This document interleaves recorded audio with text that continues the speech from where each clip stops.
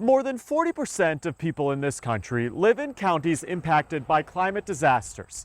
More Americans have tried to move away from the impacts of climate change, but they're finding out not many places are safe anymore.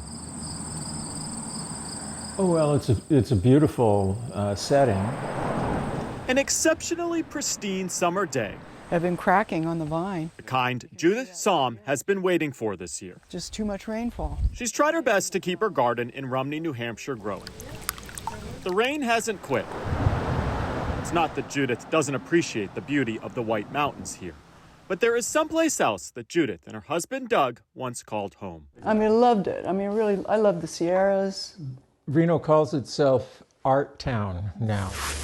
We first met the Psalms in 2021. They had just moved to New Hampshire from Reno, Nevada to escape the growing threat of wildfires. We plant these to kind of shade out the chard. But this couple, both in their 70s, are now finding out that hardly any place in this country is safe from the impacts of climate change. Did you think coming to New Hampshire that you'd still be dealing with wildfire smoke? No, we really didn't.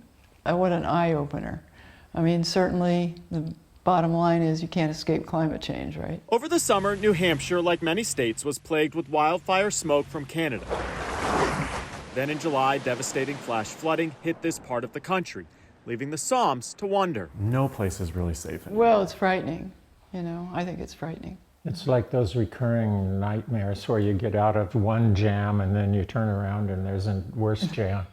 Every person is going to have to deal with the effect of climate change in one way or another and adapt to it. That is James Shope with Rutgers Climate Institute. He foresees more Americans taking events like major flooding into consideration when relocating. Every part of the country has its own unique challenges when it comes to climate change. The simple fact of the matter is it doesn't matter where you live, you're going to be facing some consequence of it. By some estimates, close to 162 million people in the U.S. will experience a decline in their environment over the coming decades, from rising sea levels to fires to droughts.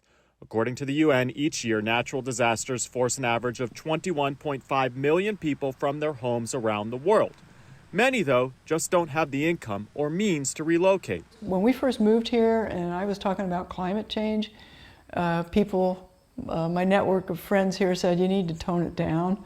Now they're talking about it now, As for the Psalms, they've taken steps over the years to make their home more sustainable, preserving rainwater, installing solar panels on their roof. Is this a moment for more Americans to just look and say, something is happening? Mm-hmm. Somebody better wake up really fast. Because they know firsthand that a changing climate is prompting Americans to move, just so they can live. Chris Conti, Scripps News, Rumney, New Hampshire.